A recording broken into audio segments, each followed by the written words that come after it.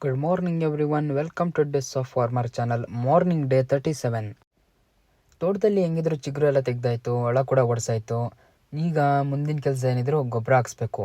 ಗೊಬ್ಬರ ಏನಕ್ಕೆ ಹಾಕ್ಸ್ತೀವಿ ಅಂದರೆ, ಈ ಕಾಫಿ ಕಾಳೆಲ್ಲ ಉಂಟಲ್ಲ, ಅದೇನು ಉದುರಿದಿಲ್ದಂಗೆ ಮತ್ತು ಕೊಳೆ ರೋಗ ಬರ್ದಿಲ್ದಂಗೆ, ಈಗ ಶೀತ ಆಗಿ ಏನಾರ ಮಳೆಗೆ ಇವಿಗೆ ಎಲೆ ಎಲ್ಲ ಉದುರುತ್ತೆ, ಆ ಥರ ಏನೂ ಆಗಬಾರ್ದು ಅಂತೇಳಿ ಗೊಬ್ಬರ ಹಾಕ್ತೀವಿ. ನಾವು ಬಂದು ಇವಾಗ 2 ರೌಂಡ್ ಗೊಬ್ಬರ ಹಾಕ್ತಿರೋದು. ಅದಕ್ಕೆ ಇವತ್ತು ಗೊಬ್ಬರ ತರೋಣ ಅಂತ ಹೇಳ್ಬಿಟ್ಟು ಟೌನ್ ಕಡೆಗೆ ಹೊರಟೆ. ಸೀದಾ ಟೌನಿಗೆ ಬರ್ತಿದ್ದಂಗೆ ಫಸ್ಟ್ ನಾನು ಗೊಬ್ಬರದ ಔಷಧಿ ಅಂಗಡಿಗೆ ಬಂದೆ. ನಾವು ಈ ಸತಿ ಆಗ್ತಿರೋದು 16 ಗೊಬ್ಬರ. ಈ ಸತಿ ಈ ಗೊಬ್ಬರ ಎಲ್ಲ ಗಾಡಿಗೆ ಹಾಕ್ಕೊಂಡು ಸೀದಾ ಮನೆ ಕಡೆ ಹೊರಟೆ. ಮನೆಗೆ ಬರ್ತಿದ್ದಂಗೆ ಇವತ್ತು ಗೊಬ್ಬರ ಹಾಕೋಣ ಅಂದರೆ ಹಾಗೆ ಸಾಧಾರಣ ಮಳೆ ಬೇರೆ ಬರ್ತಾ ಇತ್ತು. ಈ ಮಳೇಲಿ ಗೊಬ್ಬರ ಹಾಕಿ ಮತ್ತೇನಾರು ಮಳೆ ಏನಾರು ಜೋರಾದರೆ ಬೇಡ ಅಂತ ಹೇಳ್ಬಿಟ್ಟು ಸುಮ್ಮನಾದ್ವಿ.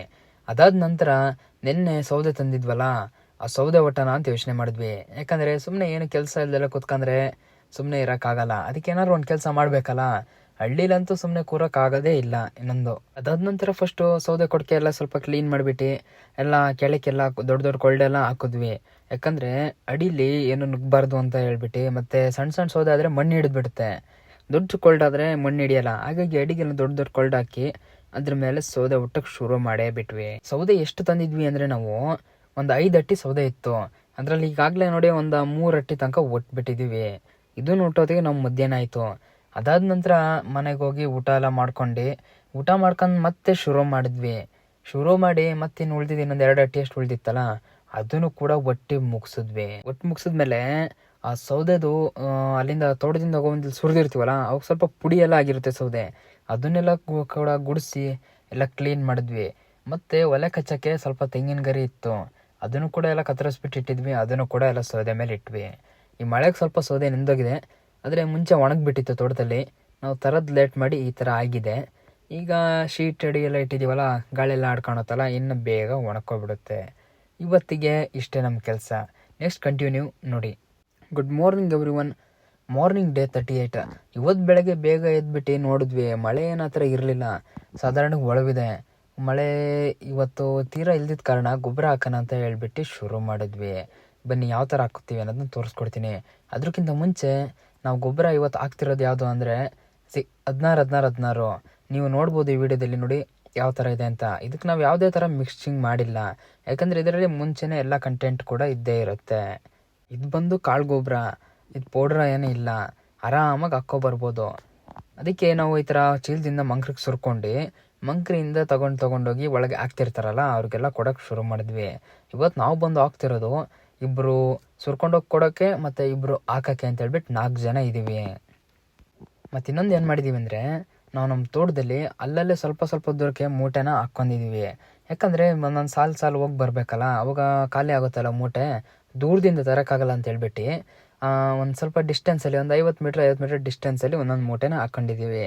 ಈ ಥರ ಮಾಡಿದ್ರೆ ಕೆಲಸ ಕೂಡ ಬೇಕಸಾಗುತ್ತೆ ಮತ್ತು ಟೈಮ್ ಕೂಡ ಉಳಿಯುತ್ತೆ. ಇಲ್ಲ ಅಂದರೆ ತುಂಬ ದೂರದಿಂದ ಒತ್ಕೊಬರೋದಾಗಲಿ, ಅವಾಗ ರಿಸ್ಕು. ಮತ್ತು ಒಳಗಡೆ ಅವ್ರು ಗೊಬ್ಬರ ಹಾಕೋರು ಆಗಿದ ತಕ್ಷಣ ಗೊಬ್ಬರ ತಗೊಬನ್ನಿ ಅಂತ ಕೂಗ್ತಾರೆ. ಯಾವತ್ತೂ ಕೂಡ ನಾವು ಹತ್ರಕ್ಕೆ ಇಟ್ಕೊಬೇಕು.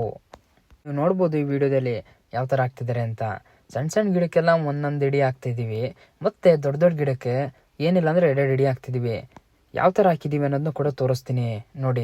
ನೋಡಿ ಈ ಎಲ್ಲ ಗಿಡಗಳು ಕೂಡ ಗಿಡದ ಬಡ್ಡೆ ಹತ್ರ ಸುತ್ತಕ್ಕೂ ಚಲ್ದಂಗೆ ಹಾಕಿದ್ದೀವಿ. ಈ ಥರ ಚಲ್ದಂಗೆ ಹಾಕಿದ್ರೆ ಏನು ಉಪಯೋಗ ಅಂದರೆ, ಪ್ರತಿ ಒಂದು ಬೇರಿಗೂ ಗಿಡದ ನಾಡಿಗಳಿಗೂ ಕೂಡ ಗೊಬ್ಬರ ಸಪ್ಲೈ ಆಗುತ್ತೆ. ತೀರಾ ಜಾಸ್ತಿನೂ ಹಾಕ್ಬಾರ್ದು, ಯಾಕಂದರೆ ಆ ಗಿಡ ಅದಕ್ಕೆ ಗೊಬ್ಬರ ಎಷ್ಟು ಬೇಕೋ ಅಷ್ಟು ಪವರ್ ತಗೊಂಡು ಇನ್ನು ಜಾಸ್ತಿ ಸಿಕ್ಕಾಪಟ್ಟೆ ಪವರ್ ಆದರೆ ಗೊಬ್ಬರದ್ದು ಗಿಡ ಕೂಡ ಸತ್ತೋಗ್ಬಿಡುತ್ತೆ. ಹಾಗಾಗಿ ನಾವು ಬಂದು ಏನಿಲ್ಲ ಅಂದರೂ 4 ರೌಂಡ್ ಗೊಬ್ಬರ ಹಾಕ್ತೀವಿ ಪ್ರತಿ ಸಾರಿನೂ ಕೂಡ. ಹಾಗಾಗಿ ನಾವು ಈ ಸತಿ ತೀರಾ ಹೆಚ್ಚಾಗಿ ಏನು ಹಾಕ್ತಾಯಿಲ್ಲ, ಒಂದು 2 ಇಡಿ ಹಾಕ್ತಾಯಿದ್ದೀವಿ ದೊಡ್ಡ ಗಿಡಕ್ಕೆ. ಸಣ್ಣ ಗಿಡಕ್ಕೆಲ್ಲ ಒಂದೊಂದು ಇಡಿ. ನೀವು ಎಷ್ಟು ರೌಂಡ್ ಗೊಬ್ಬರ ಹಾಕ್ತೀವಿ ಅನ್ನೋದನ್ನ ನಮಗೆ ಕೂಡ ಕಮೆಂಟ್ ಮಾಡಿ. ನಾವು ಪ್ರತಿ ವರ್ಷ ಇದೇ ಗೊಬ್ಬರನೇ ಯೂಸ್ ಮಾಡೋದು ಸೆಕೆಂಡ್ ರೌಂಡಲ್ಲಿ, ಯಾಕಂದರೆ ನಮಗೆ ಒಳ್ಳೆ ರಿಸಲ್ಟ್ ಕೂಡ ಸಿಕ್ಕಿದೆ. ಮತ್ತು ನಾವು ಚೇಂಜ್ ಮಾಡೋಕ್ಕೆ ಹೋಗಲ್ಲ. ನೀವು ಯಾರು ಗಿಡಗಳು ಚೆನ್ನಾಗಿಲ್ಲ, ಏನಾದರೂ ಫಸಲು ಬಿಡ್ತಾಯಿಲ್ಲ ಅಂದರೆ ಮಾತ್ರ ಗೊಬ್ಬರ ಚೇಂಜ್ ಮಾಡಿ. ಸುಮ್ಮನೆ ಅವ್ರು ಅದು ಹೇಳಿದ್ರು ಇವ್ರು ಇದ್ರೆ ಹೇಳಿದ್ರು ಅಂತ ಹೇಳ್ಬಿಟ್ಟು ಚೇಂಜ್ ಮಾಡೋಕ್ಕೆ ಹೋಗಬೇಡಿ. ಯಾಕಂದರೆ ನೀವು ಮುಂಚೆಯಿಂದ ಹಾಕ್ತಿರೋ ಗೊಬ್ಬರ ನಿಮ್ಮ ಗಿಡಗಳಿಗೆ ಸೆಟ್ ಆಗಿದ್ದರೆ ಅದು ಮತ್ತೆ ಚೇಂಜ್ ಮಾಡಿದಾಗ ಇರೋ ಗಿಡನ ಕೂಡ ಕಳ್ಕೊತೀರಾ. ತೀರಾ ಫಸಲು ಬಿಡಬೇಕು ಒಂದೇ ಸತಿ ಅಂದರೆ ಬಿಡೋಲ್ಲ. ಯಾಕಂದರೆ ಅದು 1 ವರ್ಷ ಜಾಸ್ತಿ ಇರುತ್ತೆ, 1 ವರ್ಷ ಕಮ್ಮಿ ಇರುತ್ತೆ. ಮತ್ತು ನಾವು ಚಿಗುರು ತೆಗಿಯೋದ್ರಲ್ಲಿ ವ್ಯತ್ಯಾಸ ಆಗಿದ್ದರೆ ಸ್ವಲ್ಪ ಫಸಲು ಕಮ್ಮಿ ಆಗುತ್ತೆ. ಮತ್ತು ಹೀಗೆ ಏನಾದರೂ ನಾವು ಕೆಲಸ ಮಾಡ್ದಲೇ ಏನಾದರೂ ಮಿಸ್ಟೇಕ್ ಮಾಡ್ಕೊಂಡಿದ್ರೆ ಅವಾಗ ಸ್ವಲ್ಪ ಕಮ್ಮಿ ಆಗುತ್ತೆ. ಅದು ಬಿಟ್ಬಿಟ್ಟು ನಮ್ಮ ತೋಟದಲ್ಲಿ ಕಾಫಿ ಬಿಡ್ತಿಲ್ಲ ಹಂಗೆ ಹಿಂಗೆ ಅಂತ ಹೇಳ್ಬಿಟ್ಟು ಔಷಧಿಗಳು ಚೇಂಜ್ ಮಾಡೋದು, ಸ್ಪ್ರೇ ಮಾಡಬೇಕಾದ್ರೆ ಗೊಬ್ಬರಗಳೆಲ್ಲ ಚೇಂಜ್ ಮಾಡೋದು ಅಥವಾ ಗೊಬ್ಬರ ಹಾಕ್ದೇ ಇರೋದು, ಈ ಥರ ಯಾರು ಕೂಡ ಮಾಡೋಕ್ಕೆ ಹೋಗಬೇಡಿ. ಒಂದು ವಿಷಯ ಏನಂದರೆ, ಈ ಸತಿ ನಮ್ಮ ಅಕ್ಕಪಕ್ಕ ತೋಟದಲ್ಲೆಲ್ಲ ಮತ್ತು ಸುಮಾರು ಕಡೆನೂ ಕೇಳಿದೆ, ಈಗ ಗಿಡದಲ್ಲಿ ಕಾಫಿ ಕೊಳೆ ರೋಗ ಬರ್ತಿದೆ, ಎಲೆ ಉದುರುತ್ತಿದೆ ಅಂತ ಎಲ್ಲ ಹೇಳ್ತಾ ಕಂಪ್ಲೇಂಟ್ ಮಾಡ್ತಾಯಿದ್ರು. ಔಷಧಿ ಅಂಗಡಿಲೂ ಕೂಡ ಅದಕ್ಕೇನಾದರೂ ಒಳ್ಳೆ ಔಷಧಿ ಕೊಡಿ, ಇಲ್ಲ ಯಾವ್ದಾರು ಯಾವ ಗೊಬ್ಬರ ಹಾಕೋದು ಅಂತ ಎಲ್ಲ ಕೇಳ್ತಾಯಿದ್ರು. ಆ ಥರ ನೋಡಿ, ನೀವು ಕೆಲಸ ಮಾಡ್ದಲೇ ಇಲ್ಲ ಏನಾದರೂ ನೀವು ಮಳೆಗಾಲದಲ್ಲಿ ಮಿಷಿನಲ್ಲಿ ಓಡಿಸಿದ್ರೆ ಆವಾಗ ಈ ಥರ ರೋಗಗಳು ಬಂದೇ ಬರುತ್ತೆ. ಕಾಳು ಉದುರೋದಾಗಲಿ ಇಲ್ಲ ಗಿಡದಲ್ಲಿ ಚಿಕ್ಕಿ ರೋಗ ಅಂತ ಎಲ್ಲ ಬರುತ್ತೆ, ಎಲ್ಲೆಲ್ಲ ಉದುರುತ್ತೆ. ಹಾಗಾಗಿ ನೀವು ಮಳೆಗಾಲದಲ್ಲಿ ಯಾವತ್ತೂ ಮಿಷಿನಲ್ಲಿ ಓಡಿಸೋಕೆ ಹೋಗ್ಬೇಡಿ. ನೀವು ಹಾಗೆ ಅಬ್ಸರ್ವ್ ಮಾಡಿಬೇಕಾದ್ರೆ ನಮ್ಮ ಗಿಡಗಳನ್ನೇ ತೋರಿಸ್ತೀನಿ ನೋಡಿ. ಈ ಸತಿ ಒಂದು ಸ್ವಲ್ಪ ಫಸಲು ಕಮ್ಮಿ ಇದೆ, ಆದರೂ ನೋಡಿ ಒಂದೇ ಒಂದು ಗಿಡದಲ್ಲಿ ಒಂದು ಕೊಳೆ ರೋಗ ಇಲ್ಲ. ಕಾಫಿ ಕಾಯಿ ಕರಗಿರೋದಾಗಲಿ ಮತ್ತು ಎಲೆ ಉದುರಿರೋದಾಗಲಿ ಚಿಕ್ಕಿ ರೋಗ ಆಗಲಿ ಯಾವುದೂ ಇಲ್ಲ. ನೀವು ಸುಳ್ಳು ಹೇಳ್ತಿದ್ದೀನಿ ಅಂದರೆ ಬೇಕಾದ್ರೆ ಹೊಡೆದಿದ್ದೀವಲ್ಲ, ಈ ಗುಡ್ಡೆಲ್ಲೂ ಕೂಡ ನೋಡಿ ಯಾವುದೇ ಥರದ ಪ್ರಾಬ್ಲಮ್ ಇಲ್ಲ. ಇಲ್ಲ ಉದ್ರಿದ್ರೆ ಎಲೆ ಈ ಗುಡ್ಡಲ್ಲಿ ಕಾಣೋದು ನೋಡಿ ಯಾವುದೂ ಇಲ್ಲ. ಗಿಡದಡಿನೂ ಕೂಡ ತೋರಿಸ್ದೆ ನಿಮಗೆ, ಒಂದೇ ಒಂದು ಕಾಳು ಕೂಡ ಉದ್ರಿಲ್ಲ. ಆದರೆ ಈ ಓಡಾಡ್ಬೇಕಾದ್ರೆ ಮಾಡಬೇಕಾದ್ರೆ ಅವಾಗ ಒಂದು ಸ್ವಲ್ಪ ಉದುರುತ್ತೆ, ಈ ಥರ ಆಗಿ ಉದುರಬೇಕಷ್ಟೇ. ಅದು ಬಿಟ್ಟರೆ ನೋಡಿ ನಮ್ಮ ತೋಟದಲ್ಲಿ ಯಾವುದೇ ಥರ ಪ್ರಾಬ್ಲಮ್ ಇಲ್ಲ. ಯಾಕಂದರೆ ನಾವು ಒಳ್ಳೆ ಕೆಲಸನ ಮಾಡ್ತೀವಿ, ಮತ್ತು ಒಳ್ಳೆ ಔಷಧಿ ಆಗಲಿ ಒಳ್ಳೆ ಗೊಬ್ಬರ ಆಗಲಿ ಪ್ರತಿ ವರ್ಷ ಏನು ಕೊಡ್ತೀವೋ ಅದನ್ನೇ ಕೊಡ್ತೀವಿ. ಅವ್ರು ಹೇಳಿದ್ರು ಇವ್ರು ಹೇಳಿದ್ರು ಅಂತ ಚೇಂಜ್ ಮಾಡೋಕ್ಕೆ ಹೋಗೋದಿಲ್ಲ. ಮತ್ತು ಇನ್ನೊಂದು ದೊಡ್ಡ ತಪ್ಪು ನಾವೇನು ಮಾಡಿದ್ವಿ ಅಂದರೆ, ಆಳ್ವಣ ಕಡಿಯೋದು ಲೇಟ್ ಮಾಡಿಬಿಟ್ವಿ. ಇನ್ನೂ ಕೂಡ ಕಡಿಯೋಕ್ಕಾಗಿಲ್ಲ, ಯಾಕಂದರೆ ಲೇಬರ್ ಸಿಕ್ಕಲಿಲ್ಲ ಅನ್ನೋ ಕಾರಣಕ್ಕಾಗಿ ಈ ಥರ ಪೆಂಡಿಂಗ್ ಉಳಿದ್ಬಿಡ್ತು. ನೀವು ಯಾರು ಆಳ್ವಣ ಕಡಿದಲ್ಲೇ ಇರೋರು ಇದ್ದರೆ ಈ ಥರ ನಮ್ಮ ಥರ ಮಾಡ್ಕೊಳಕ್ಕೆ ಹೋಗ್ಬೇಡಿ. ನೋಡಿ ನಮ್ಮ ತೋಟದಲ್ಲಿ ಗಿಡದಲ್ಲಾಗಲಿ ಯಾವುದೇ ತೊಂದರೆ ಇಲ್ಲ, ಕಾಳು ಉದುರಿರೋದಾಗಲಿ ಎಲೆ ಆಗಲಿ ರೆಕ್ಕೆ ಮುರಿದಿರೋದಾಗಲಿ ಯಾವುದೇ ಇಲ್ಲ. ಈಗ ನಾವು ಈ ಥರ ಆಳ್ವಣ ಎಲ್ಲ ಕಡಿಸ್ಬಿಟ್ರೆ ಗಿಡದ ಕಾಳಾಗಲಿ ರೆಕ್ಕೆ ಎಲ್ಲ ಆಗಲಿ ಉದುರೋಗ್ಬಿಡುತ್ತೆ. ಸಿಕ್ಕಾಪಟ್ಟೆ ಬೇಜಾರಾಗ್ತಿದೆ, ನಾವು ಯಾಕೆ ಈ ಥರ ಮಾಡಿಬಿಟ್ವಿ ಈ ವರ್ಷ ಅಂತ. ಯಾಕೆ ಗೊತ್ತಾ, ಈಗ ಒಂದು ಮಗುನ ಹೇಗೆ ಸಾಕ್ತೀವೋ ಅದೇ ಥರ ನಾವು ಪ್ರತಿ ಒಂದು ಗಿಡನ ಮಗು ಅಂದ್ಕೊಂಡು 1 ವರ್ಷ ಸತತ ಕಷ್ಟಪಟ್ಟು ಒಂದು ಬೆಳೆನೇ ಬೆಳೆದಿರ್ತೀವಿ ಒಂದು ಗಿಡದಲ್ಲಿ. ಮತ್ತು ಆ ಗಿಡಕ್ಕೂ ಕೂಡ ಪ್ರತಿ ವರ್ಷ ಸತತ ಖರ್ಚು ಮಾಡಿ ಒಳ್ಳೆ ಗೊಬ್ಬರ ಔಷಧಿ ಆಗಲಿ ಎಲ್ಲ ಹಾಕಿ ನಾವು ಬೆಳೆಸಿರ್ತೀವಿ. ಈ ಥರ ನಾವೇ ತಪ್ಪು ಮಾಡ್ಕೊಂಡು ಈ ಥರ ಆಗಿಬಿಟ್ರೆ ಬಿದ್ದು ಏನಾದ್ರು ಮುರ್ಕೊಂಡ್ಬಿಟ್ರೆ ಗಿಡಗಳು ತುಂಬ ಬೇಜಾರಾಗುತ್ತೆ. ಹಾಗಾಗಿ ನೀವು ಕೂಡ ಏನು ಹೇಳ್ತೀನಿ ಅಂದರೆ, ಆಳ್ವಣ ಮಾತ್ರ ಫಸ್ಟ್ ರೌಂಡ್ ಮಳೆ ಯಾವಾಗ ಆಗುತ್ತೋ ಆವಾಗಲೇ ಕಡಿಸ್ಬಿಡಿ. ಮಳೆ ಆದ ತಕ್ಷಣ ಹಂಗಂತ ಹೇಳ್ಬಿಟ್ಟು ಹೂವಿನ ಮಳೆ ಆಗುತ್ತಲ್ಲ, ಅದಾದ ತಕ್ಷಣ ಕಡ್ಸೋಕೆ ಹೋಗ್ಬಿಡಿ. ಅದಾದಮೇಲೆ ಮತ್ತೊಂದು ಮಳೆ ಆಗುತ್ತೆ ಬ್ಯಾಕಿಂಗ್ ಥರ, ಆವಾಗ ನೀವು ಕೂಡ ಕಡಿಸಿ. ನಮ್ಮ ಥರ ಮಾಡ್ಕೊಳಕ್ಕೆ ಹೋಗ್ಬೇಡಿ. ನಾವು ಕೂಡ ಮುಂದಿನ ವರ್ಷದಿಂದ ಕರೆಕ್ಟ್ ಟೈಮಿಗೆ ಕಡಿಸ್ತೀವಿ. ಈ ವರ್ಷ ಸ್ವಲ್ಪ ನಾವು ಒಂದು 4 ಜನ ಇದ್ರಿಂದ ನಾವು ಕೈಯಲ್ಲಿ ಆದಷ್ಟು ಗೊಬ್ಬರ ಹಾಕಿದ್ವಿ. ಎಷ್ಟು ಹಾಕಿದ್ವಿ ಅಂದರೆ, ನಾವು ಬಂದು 5 ಎಕರೆಗೆ ಗೊಬ್ಬರ ಹಾಕಿದ್ವಿ.